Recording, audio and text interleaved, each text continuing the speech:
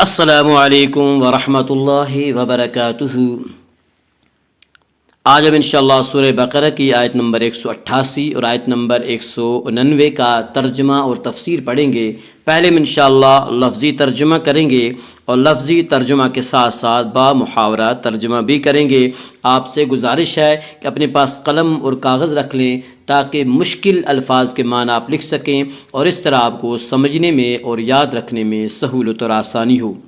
اور اگر آپ اب تک کے ہمارے سارے ویڈیو شروع سے دیکھنا چاہیں تو ہم نے آسان ترجمہ قرآن کے نام سے پلے لسٹ بنا رکھی ہے، وہاں جا کر آپ ہمارے سارے ویڈیو بآسانی دیکھ سکتے ہیں۔ تو آئیے آج کا سبق ہم شروع کرتے ہیں۔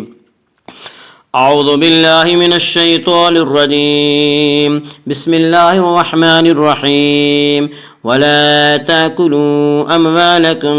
بينكم بالباطل وتدلوا بها إلى الحكام لتأكلوا فريقا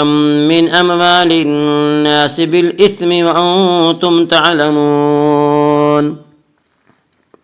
ولا اور نہ تاکلو تم کھاؤ،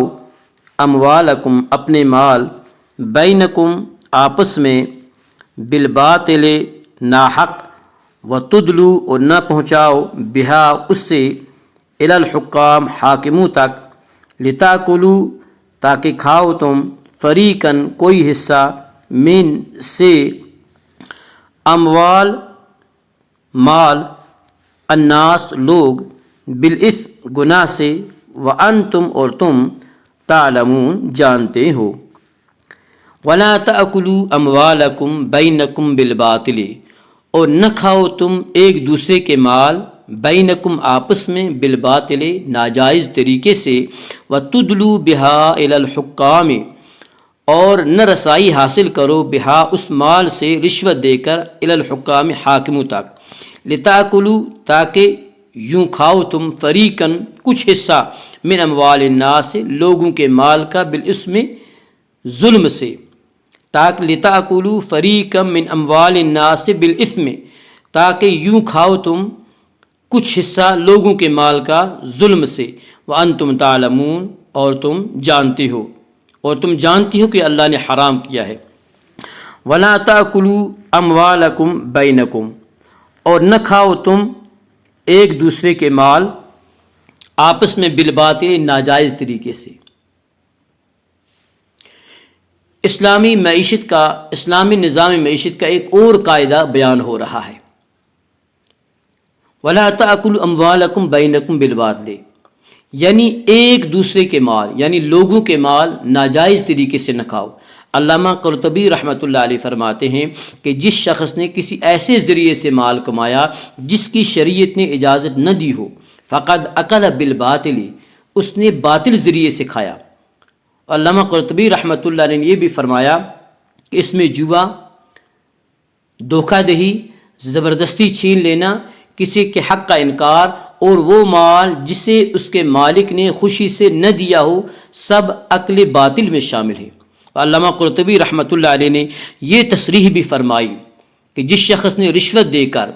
جھوٹی قسمیں کھا کر اور جھوٹی گواہیاں دلوا کر اپنے حق میں فیصلہ کرا لیا تو قاضی کا فیصلہ حرام کو حلال نہیں کر سکتا۔ اللہ کے پیارے نبی صلی اللہ علیہ وآلہ وسلم کی یہ حدیث بھی سماعت فرماتے جائیے۔ رسول اللہ صلی اللہ علیہ وسلم نے فرمایا، انکم تختصمون الیہ، کہ تم اپنے جھگڑے چکانے میرے پاس آتے ہو، یعنی اپنے جھگڑوں کے بارے میں تم مجھ سے فیصلہ کرانے کے لیے آتے ہو، اور ممکن ہے تم میں سے کوئی ایک فریق چرب زبان ہو، میٹھی زبان والا ہو، اور میں بفرض محال اس کے حق میں فیصلہ دے دوں، اور اگر میں کسی کو اس کے بھائی کا حق دے دوں تو وہ ہرگز نہ لے، بے شک اس کے بارے میں، اس کے حق میں آگ کا ایک ٹکڑا ہے۔ وَتُدْلُوا بِهَا إِلَى الْحُكَّامِ اور نہ رسائی حاصل کرو، بہا اس مال سے، رشوت دے کر، حاکموں تک۔ دوسروں کے مال کھانے کا، دوسروں کے مال ناحق طور پر ناجائز طریقے سے کھانے کا، یہ بھی ایک مروج اور مؤثر طریقہ تھا جو اب بھی ہے ہماری کورٹ کچہریوں میں، ہماری عدالتوں میں، ہمارے آفسوں میں، کہ حکام کو، افسروں کو رشوت دے کر ان سے اپنے حق میں فیصلہ کرا لیا جائے۔ تو قرآن پاک نے اس ناپاک طریقے کو الگ سے ذکر فرمایا، لِتَأْكُلُوا فَرِيقًا مِّنْ أَمْوَالِ النَّاسِ، لِتَأْكُلُوا فَرِيقًا مِّنْ أَمْوَالِ، فریق جماعت اور گروہ کو بھی کہتے ہیں، اور فریق کسی چیز کے حصے اور جز کو بھی کہتے ہیں، یہاں یہی معنی مراد ہے۔ يَسْأَلُونَكَ عَنِ الْأَهِلَّةِ قُلْ هِيَ مَوَاقِيتُ لِلنَّاسِ وَالْحَجِّ وَلَيْسَ الْبِرُّ بِأَن تَأْتُوا الْبُيُوتَ مِن ظُهُورِهَا وَلَكِنَّ الْبِرَّ مَنِ اتَّقَىٰ وَأْتُوا الْبُيُوتَ مِنْ أَبْوَابِهَا وَاتَّقُوا اللَّهَ لَعَلَّكُمْ تُفْلِحُونَ۔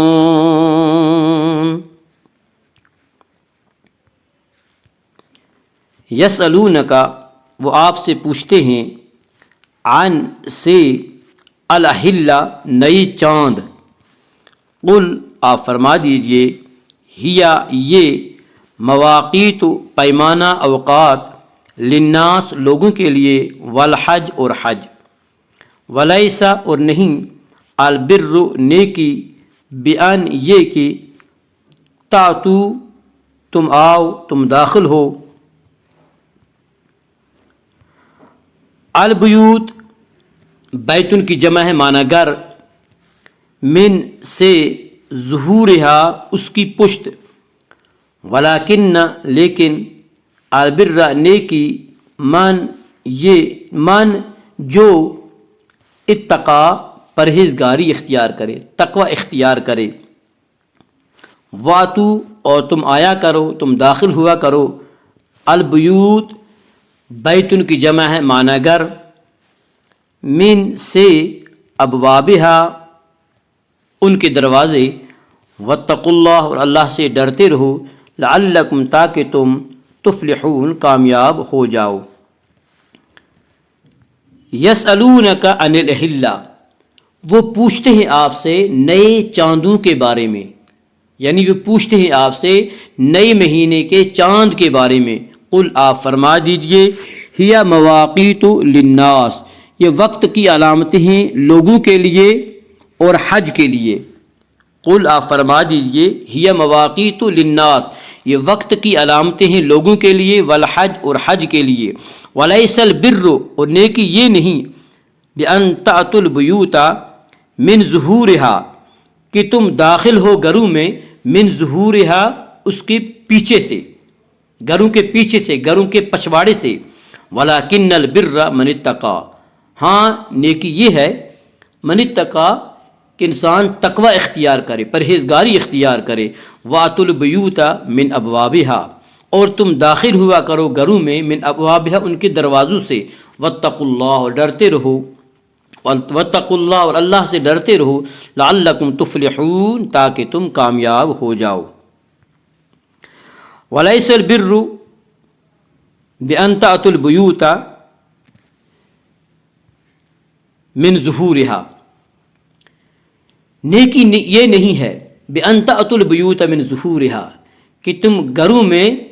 پچھواڑے سے داخل ہو، ولیکن البر من اتقا بلکہ نیکی یہ ہے کہ انسان تقوی اختیار کرے، واتوا البیوت من ابوابہا اور تم داخل ہوا کرو گھروں میں ان کے دروازوں سے۔ امام بخاری نے یہ روایت کی ہے کہ عرب کا دستور یہ تھا کہ جب وہ احرام باندھ لیا کرتے اور احرام باندھنے کے بعد اگر انہیں گھر میں جانے کی ضرورت پڑتی تو وہ دروازوں سے داخل نہیں ہوتے تھے، دروازوں سے داخل ہونے کو گناہ سمجھتے تھے، دروازوں سے داخل ہونے کے بجائے گھر کے پچھواڑے سے، گھر کے پچھلے حصے سے دیوار میں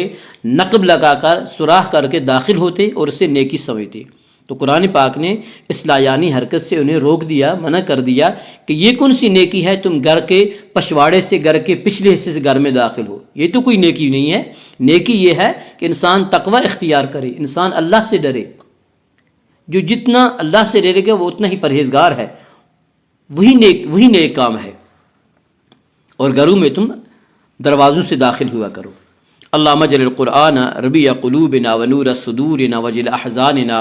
وذهاب همومنا وغمومنا. اللهم انفعنا بالقرآن العظيم ورفعنا بالآيات والذكر الحكيم. رب اغفر وارحم انت خير الراحمين. وصلى الله تعالى على خير خلقه محمد وعلى آله وصحبه اجمعين. السلام علیکم ورحمۃ اللہ وبرکاتہ.